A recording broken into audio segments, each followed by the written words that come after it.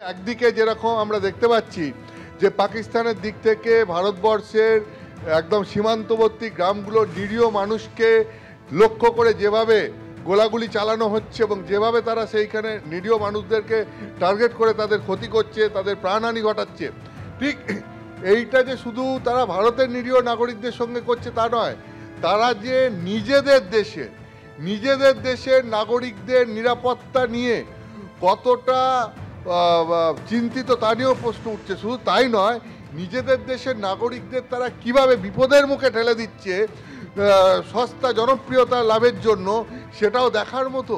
এটা রীতিমতো আশ্চর্যের বিষয় যে একটা রাষ্ট্র, সেই রাষ্ট্র তো তার দেশের নাগরিকদের নিরাপত্তা নিয়ে চিন্তিত হবে, সেই নাগরিকদের নিরাপত্তা সুনিশ্চিত করতে পদক্ষেপ নেবে।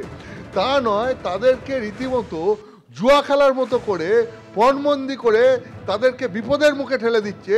যে সাধারণ নাগরিকরা যদি বিপদের মুখে পড়ে দেশের, এবং তাদের যদি কোনো ক্ষয়ক্ষতি ভারতের দিক থেকে হয়ে থাকে, তাহলে সেইটাকে তারা বিশ্বের বাজারে তুলে ধরবে এবং তুলে ধরে সেখান থেকে রাজনৈতিকভাবে সুবিধা নেওয়ার চেষ্টা করবে। বিশেষজ্ঞরা এরকমটাই বলছেন যে এর উদ্দেশ্য এটাই হতে পারে। কেন এই কথা বলছি?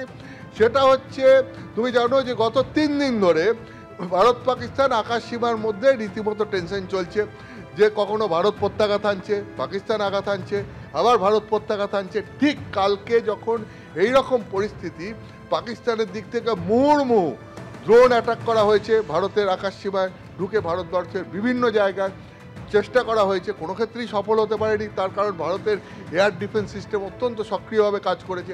ঠিক আবার একই সঙ্গে অনেকগুলো ফাইটার জেট তারা বারবার ভারতের আকাশ সীমায় ঢোকার চেষ্টা করেছে, আবার মিসাইল ছুড়েও ভারতবর্ষকে বারবার আঘাত করার চেষ্টা করেছে পাকিস্তানের দিক থেকে। এটা হয়েছে।